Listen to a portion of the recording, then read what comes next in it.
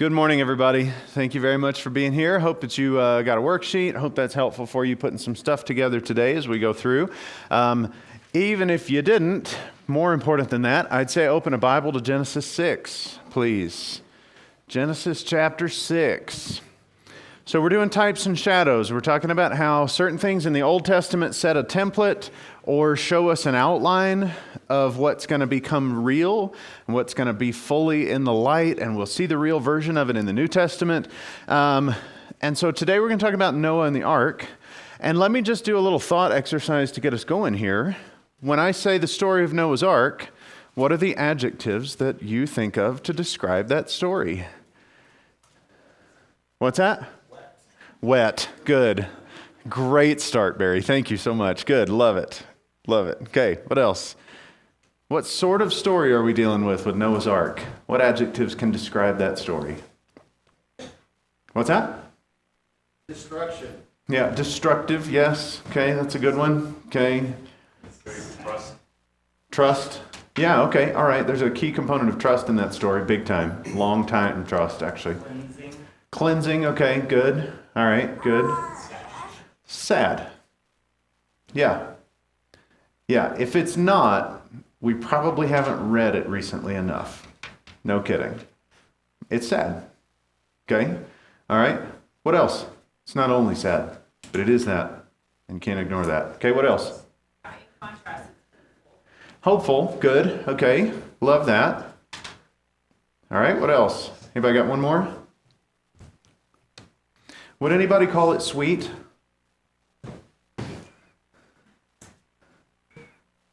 What? Why is that a weird question? Y'all never seen the Precious Moments Bible? And the illustrations of Noah's Ark in that thing? You never been to the kids' classes downstairs and seen the pictures of the Noah's Ark story? It's amazing. It's so sweet. All the fluffy animals. And the what? I've been to farms. All I think of is the smell. I was actually going to use that as an adjective. Yeah, well, stinky actually. That could be. That's an assumed part of adjective for this story. Yeah. Okay. So here's what's interesting about it is I think as the larger community of all that is called Christian and of everybody studying the scriptures, I think we've gotten past the point of thinking of the Noah's Ark story as sweet. Like, I hope we have, you know what I mean? It's fine that we portray it in some of that way for kids, but the reality of this story is not anywhere close to sweetness and cuddly, fluffy animals. Like, it's so much bigger, so much worse, and so much better than that, you know? And that's kind of where we're going with this today. We're going to actually get, you can tell from the worksheet there, I've got templates that I see set for at least 3 things, and if we have time, I'll add a 4th because I just added a new slide to this morning after your worksheets were already printed. So there may be a couple of things that we can add to it, but the whole idea here is we're going to see that all of the grandeur and splendor and also the seriousness of God's plan to redeem mankind is playing in some small version of itself in the Noah's Ark story.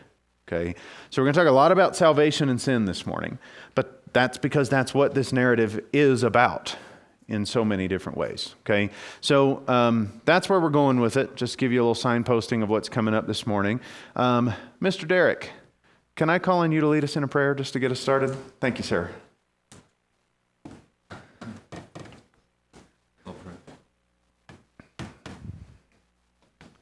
Heavenly Father, we thank you so much for another first day of the week that we have time set aside to come to focus on you, to worship you for all of the things that you are in our life, done for us, the life that you've given us. We ask you at this time to bless this hour that we have to study and to dig into your word, that you bless the classes downstairs, the kids, all the things that they're learning, and all the teachers that we have here. Thank you so much for many people that we have here that are capable. We thank you for Dan and his preparation. Especially thank you for this family of Christians that we have the privilege to meet together and to take care of one another and to check on each other. Again, please bless this time that we have in Jesus' name. Amen. Thank you. Okay, so let me give you, I was going to sort of try to do this as like a trick question type of thing. It's not really going to work that way. So let me just give you the rundown of how I see the Noah's Ark story overlapping with the salvation ideas of the New Testament, okay? If I told you that this is the story we're going to read, I hope you could hear both stories in your head. So first, in the story, mankind sins. Someone repents. I had to leave it vague with someone. You'll see why in just a minute, okay? But someone repents. God promises both judgment and deliverance. From there, God sends his anointed deliverer to do something about the situation, but he chooses that person and anoints them for the task. Then God's plan is proclaimed/preached, either by the chosen deliverer or by those near him, but in both cases, that's part of this. The faithful humans respond as they are taught by that preaching. God then washes and cleanses in both occasions, okay? Then God remembers and restores and recreates in both narratives. And then God saves the few who have been faithful to him, who have actually done as he's called them to do. And then to finish it out, God enters covenant with those few faithful ones. Now, I've already spoiled it, but humor me anyway. What story is that? Just in those words, what story is that?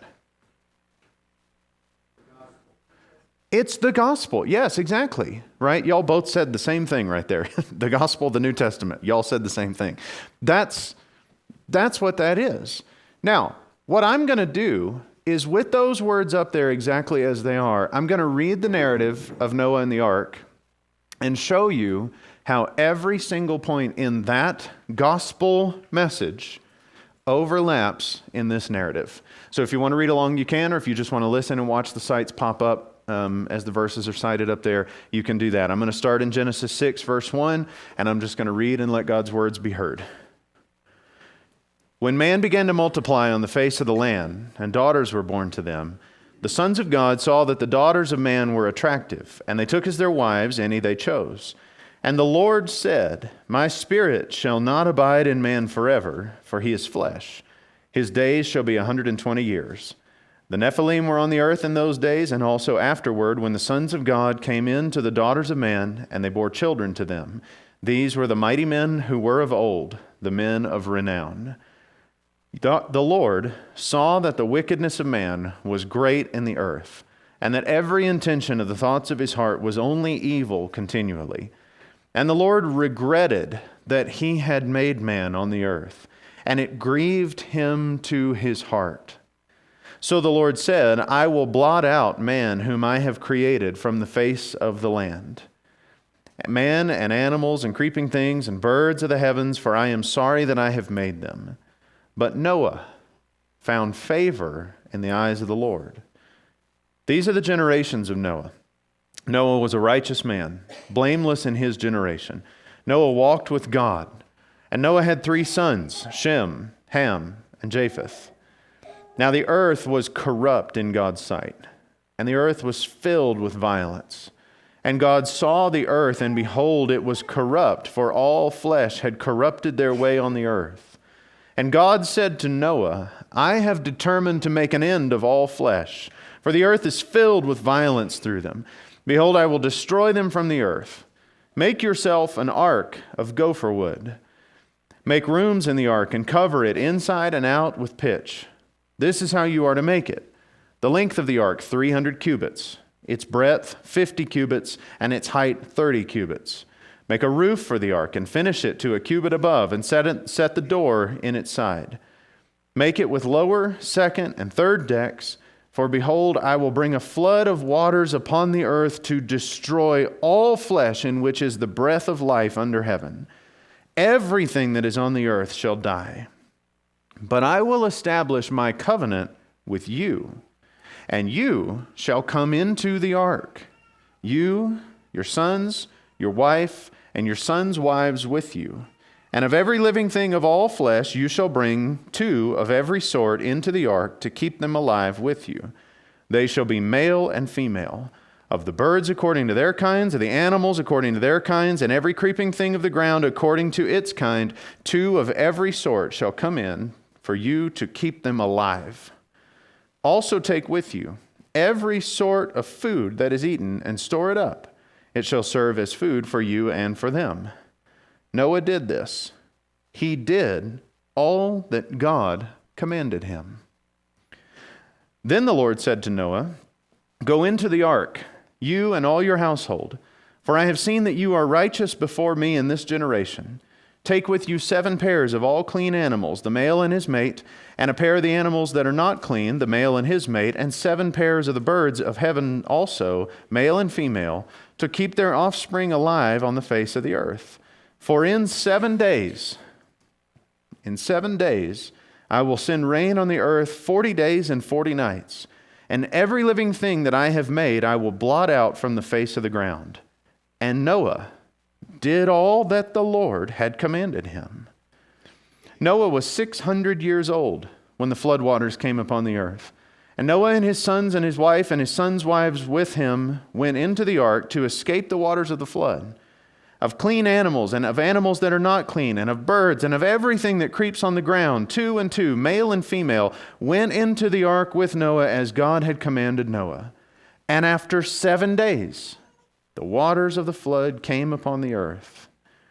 In the 600th year of Noah's life, in the 2nd month, on the 17th day of the month, on that day, all the fountains of the great deep burst forth, and the windows of the heavens were open, and rain fell upon the earth 40 days and 40 nights.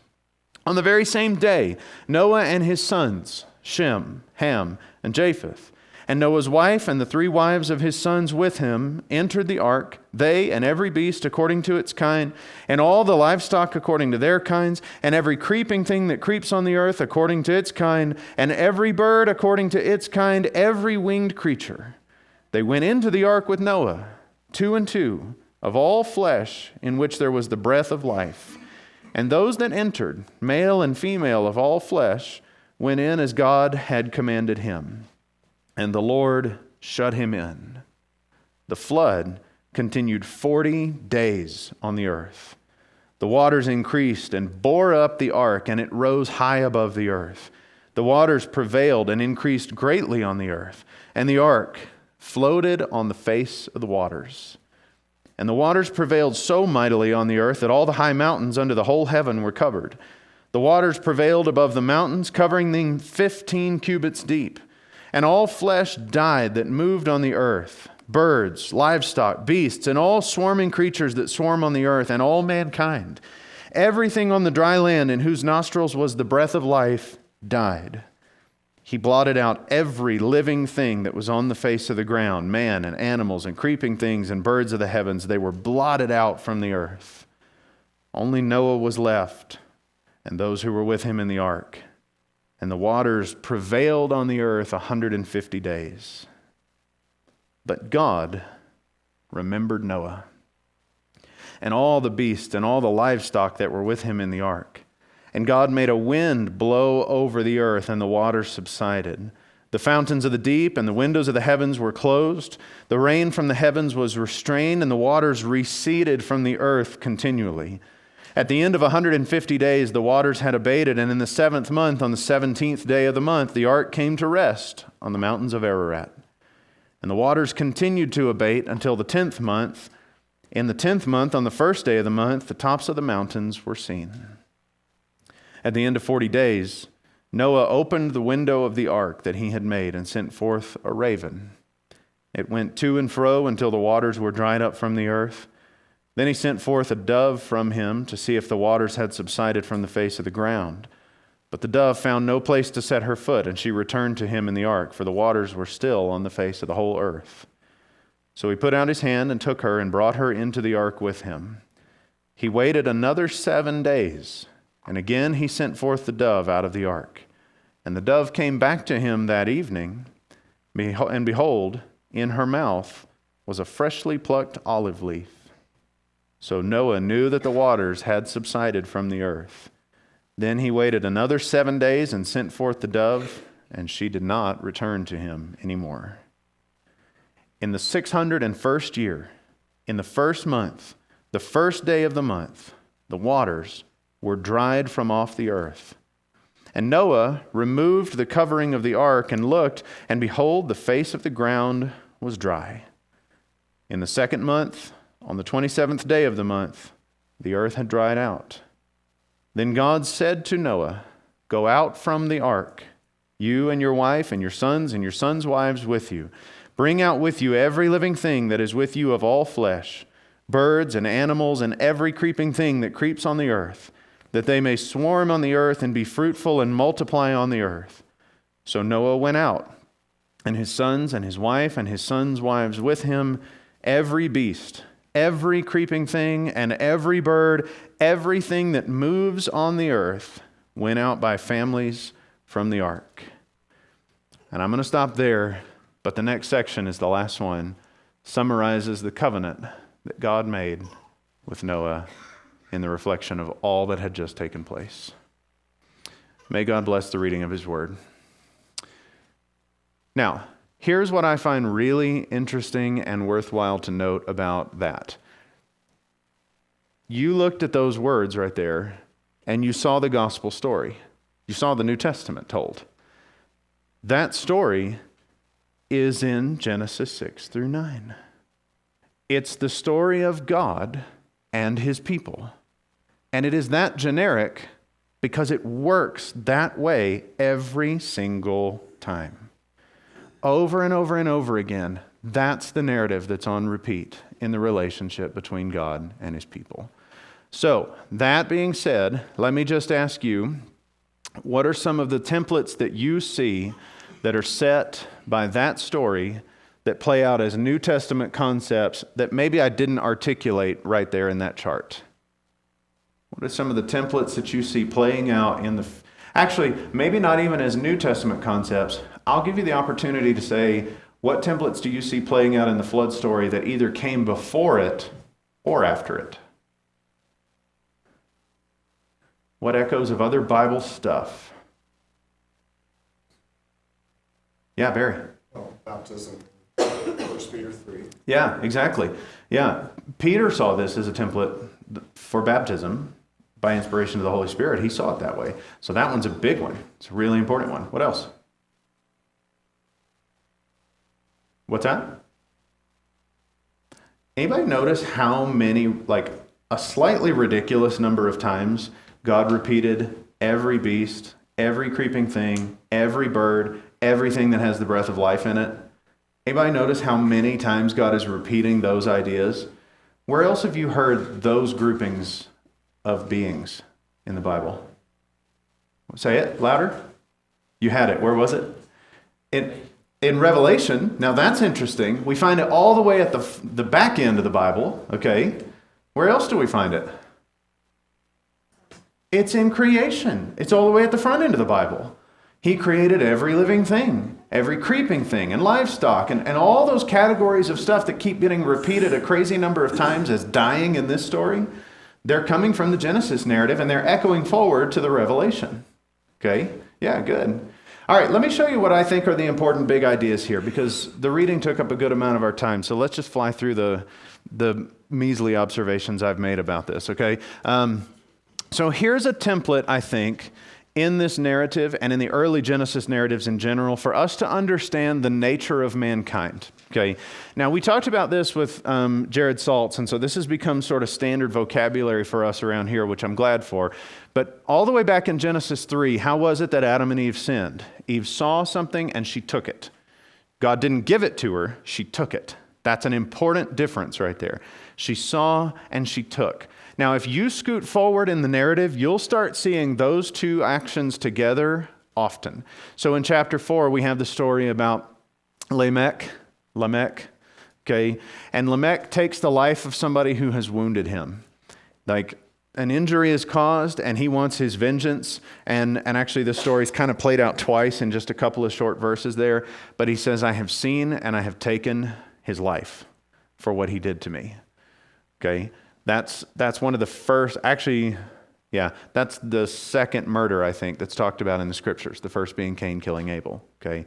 But it's the seeing and taking something that God hasn't given to you that starts the downward spiral. Now, what's interesting is that sort of colors the way you read the weird genealogy in chapter 5 of Genesis. You know, the genealogy where everybody lives like 900 or 800 years, you know, and we're like, whoa, what a crazy world this must have been at one point. Like, that violence there and the violence described at the beginning of the flood narrative sort of colors how you read the genealogy between those. We have a very long period of history and some people's very long lives where the violence and the bitterness and the taking, the seeing and taking, is becoming really ingrained in these people, okay? So when you get to chapter 5, you have a couple of notes about just a very few number of people who actually see and desire what God would give them. They don't just take it, they desire God, and He gives to them. The two examples of this are Noah. Anybody know the other one that's referenced right there in chapter 5? And Enoch, yeah. Enoch, we're told, if I remember correctly, I think the word blameless is used in his context, but I know for sure it says he walked with God.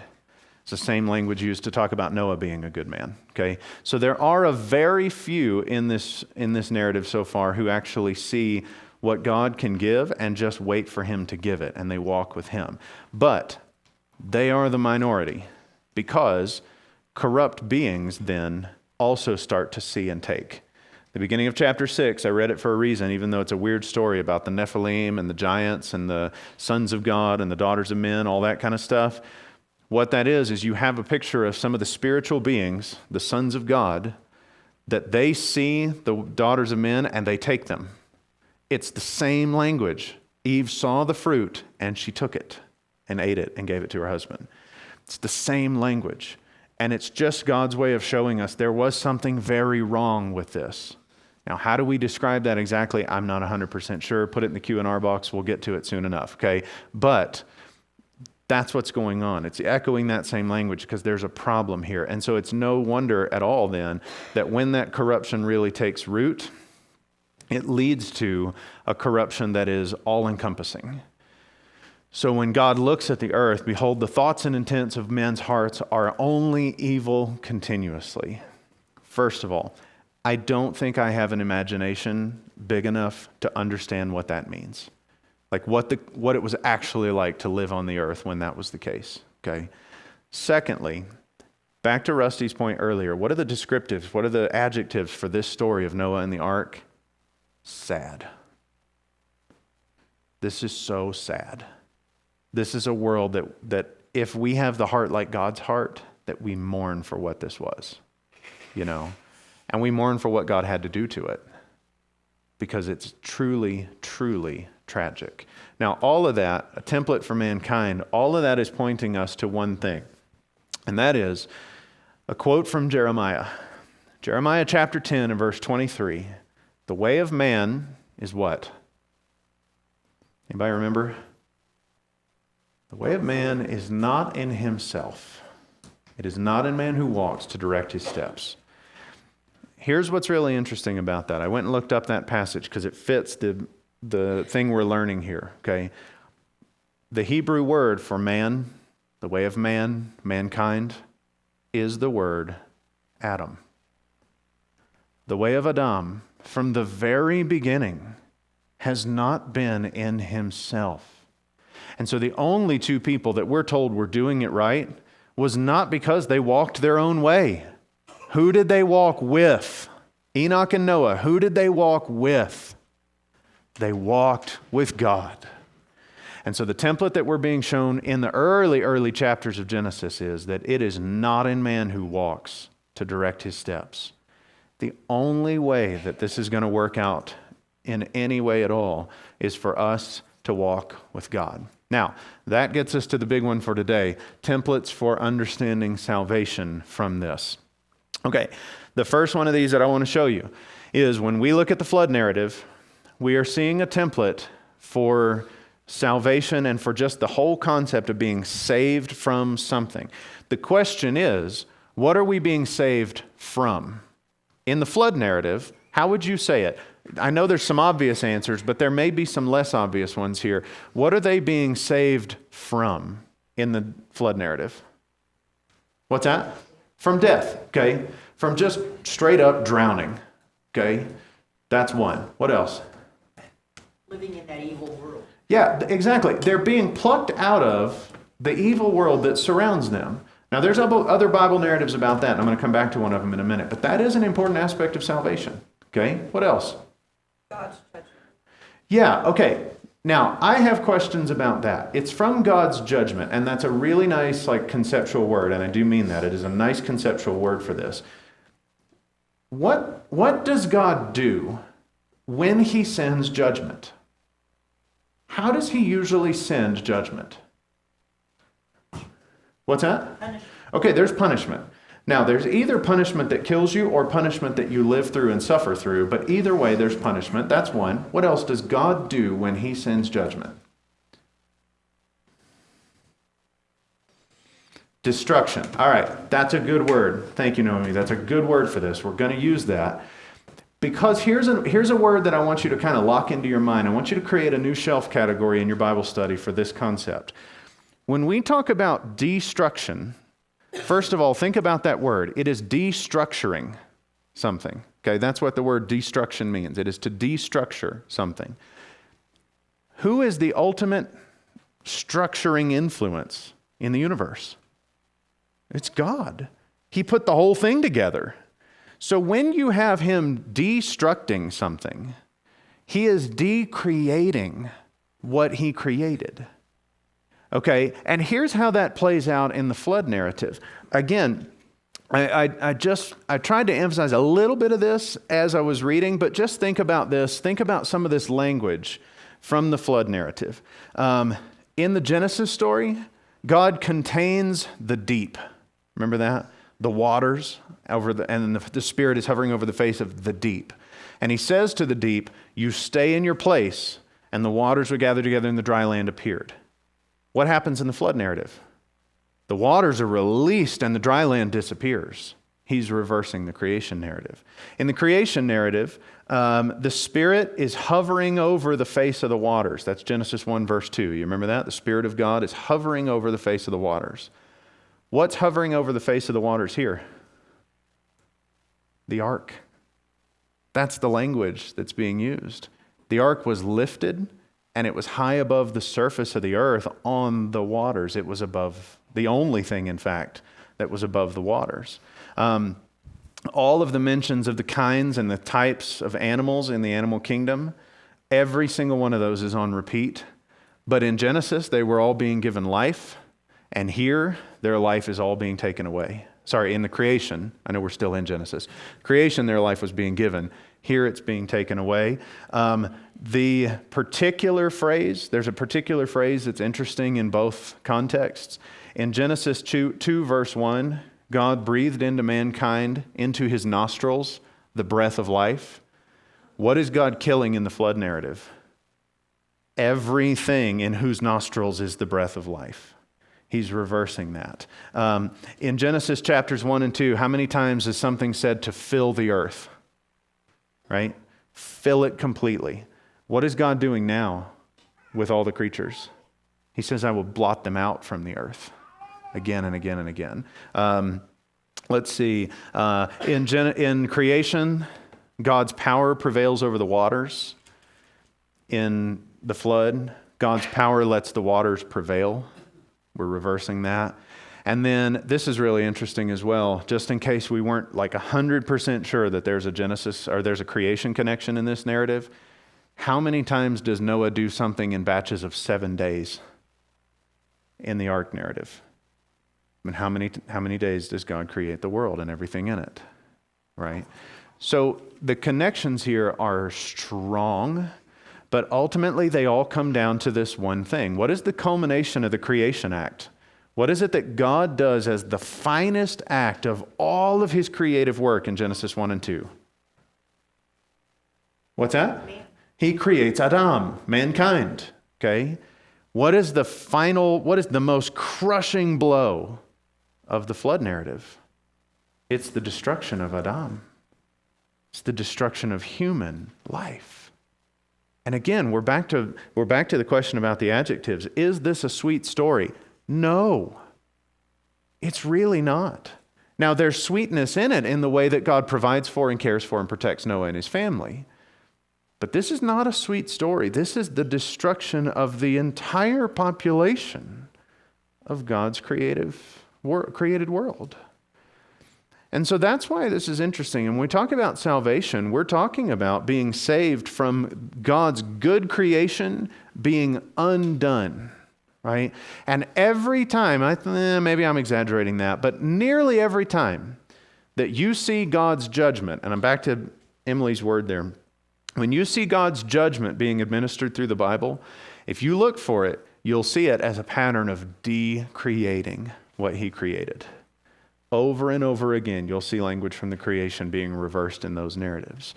And that's why salvation is important, because that's why salvation from sin for us is important, because sin is the decreating. It's the decreation that takes place in us, and God saves us from that.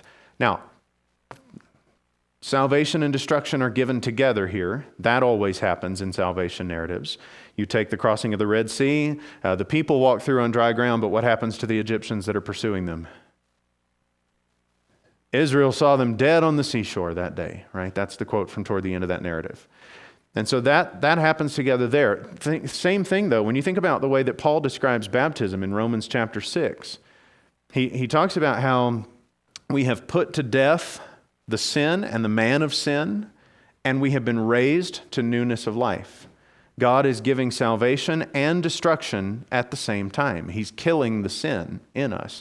And so that's just one of those things that's always there. And then here's a little note on the original language that I think is really interesting. We talked about this last week too. God covers those whom he is saving.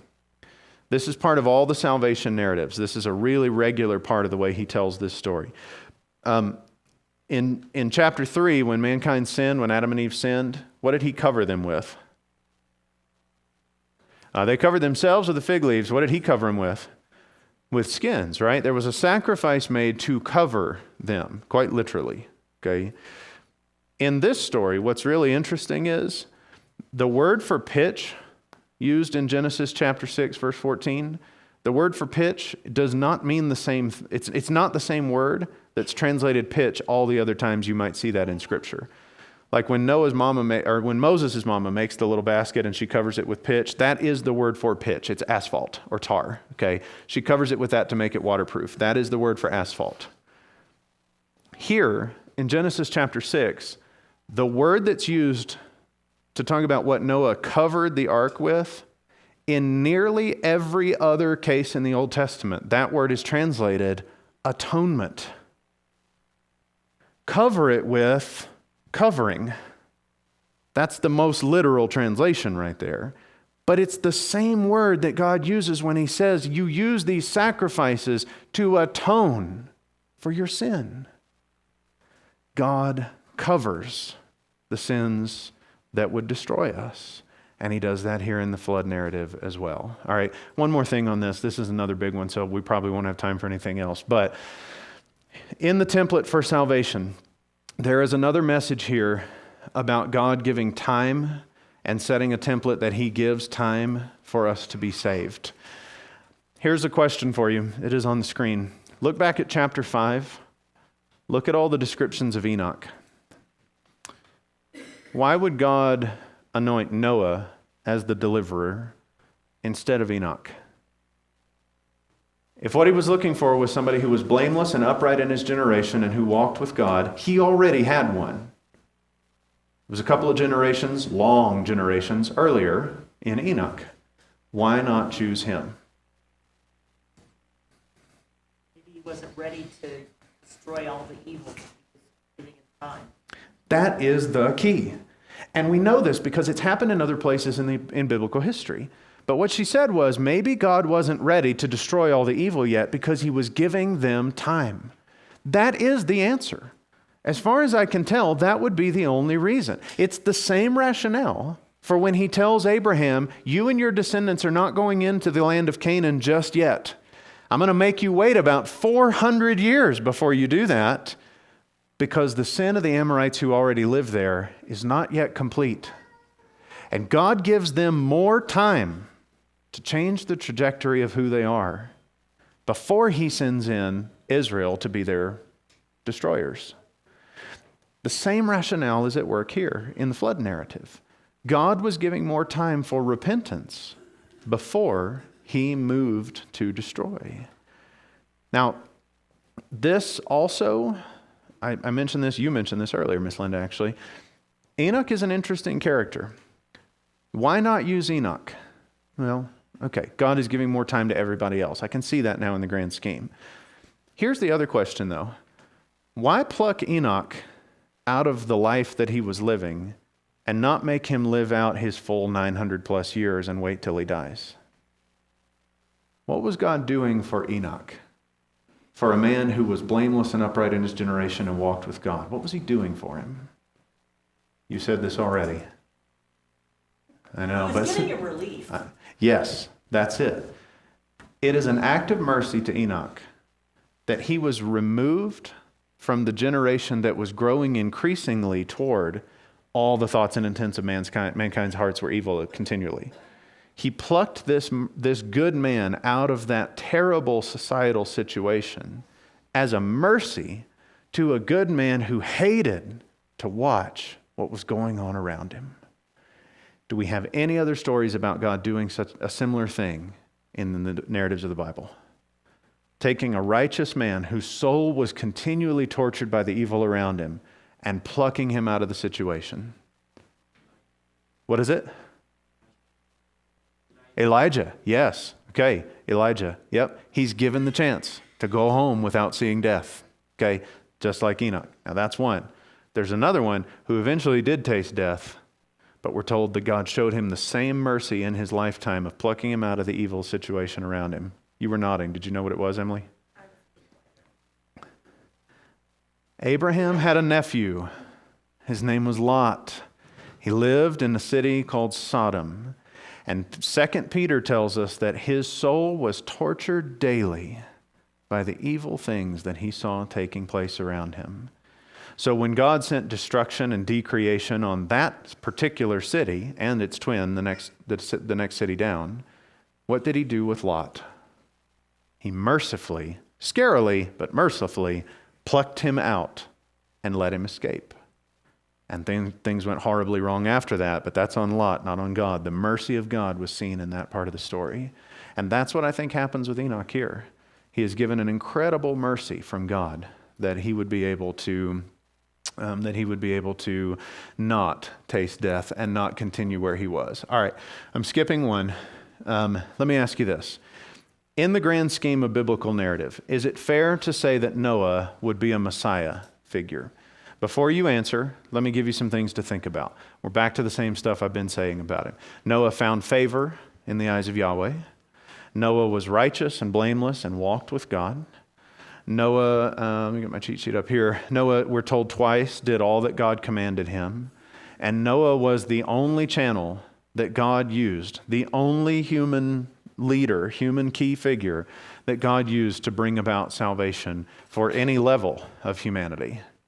Is it fair to call him a Messiah figure?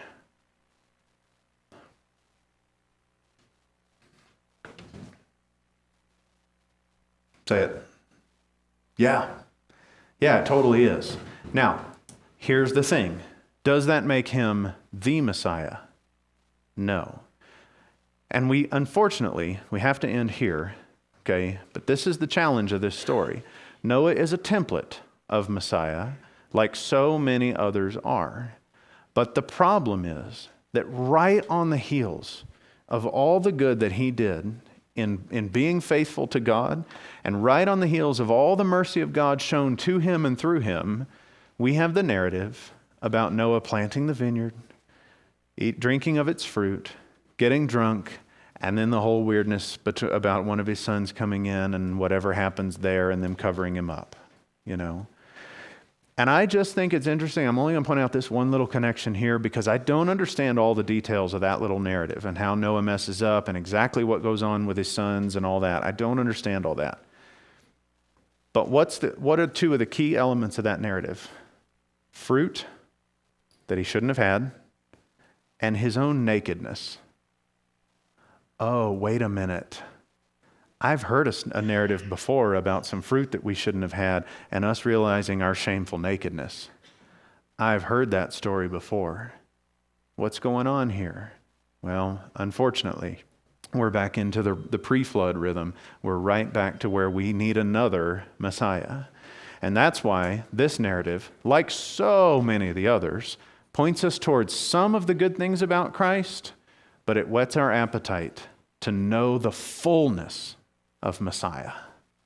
And that's how it drives us forward. That's the templates that are being set for us as we keep reaching forward in God's grand scheme of his plan for mankind. So, hope that's educational. Hope that's exciting for you. It is for me. I love this kind of stuff. And thank you very much for your good attention and participation in it. I appreciate that.